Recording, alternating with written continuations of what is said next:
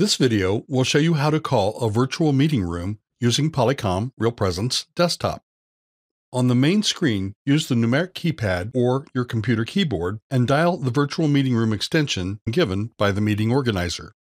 In this example, the virtual meeting room is 76255015. Press the call button to join the conference.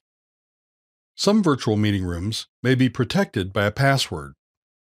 Once connected, a voice prompt welcomes you and may ask for the password. Please enter the conference password. The password may be provided in the meeting invitation.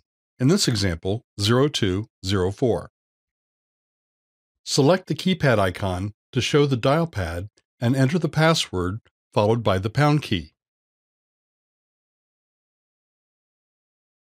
A voice prompt will welcome you and may ask you to state your name. You are now connected to the virtual meeting room on the bridge. Other participants may already be waiting when you join the call. Enjoy your meeting.